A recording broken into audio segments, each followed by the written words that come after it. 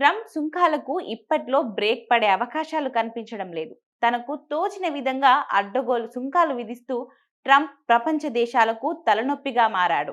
ఇక ఏ రోజు ఏ రకమైన సుంకాలతో విరుచుకుపడతాడోనని పలు దేశాలు ఆందోళన చెందుతున్నాయి. తాజాగా డొనాల్డ్ ట్రంప్ మరోసారి సుంకాలతో విరుచుకుపడ్డారు. దాదాపు 70 దేశాలపై ఉన్న సుంకాలను 10% నుంచి 41% వరకు పెంచారు.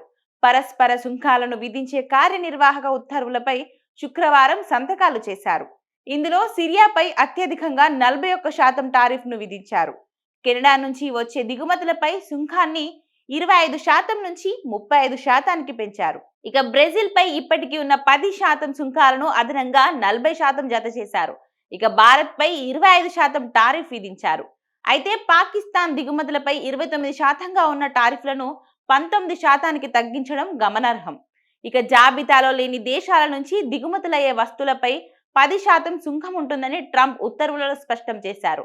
పరస్పర సుంకాల నేపథ్యంలో వాణిజ్య ఒప్పందం చేసుకోవడానికి ఆగస్టు 1 వరకు ట్రంప్ గడువు ప్రకటించిన సంగతి తెలిసిందే. ఈ క్రమంలోనే ఆయన సుంకాలను సవరించారు. ఈ సవరించిన టారిఫ్లు 7 రోజుల్లో అమల్లోకి రానున్నాయి.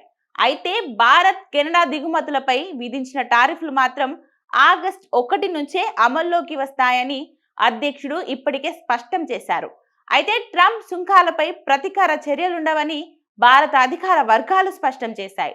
ట్రంప్ టారిఫ్ల మోదకు భారత్ ప్రతీకారం తీర్చుకుంటుందనే ఊహాగానాలకు అధికార వర్గాలు కొట్టిపడేశాయి. ఇరు దేశాల ప్రయోజనాలకు అనుగుణంగా జరిగే చర్చల్లో నిర్ణయాలు తీసుకుంటామని పేర్కొంది. ట్రంప్ సుంకాలపై భారత్ ఎలాంటి ప్రతీకార చర్యలు తీసుకోదని అధికార వర్గాలు స్పష్టం చేశాయి. మౌనమే సరైన సమాధానమని, ఏదైనా చర్చల ద్వారానే పరిష్కరిస్తామని తెలిపాయి.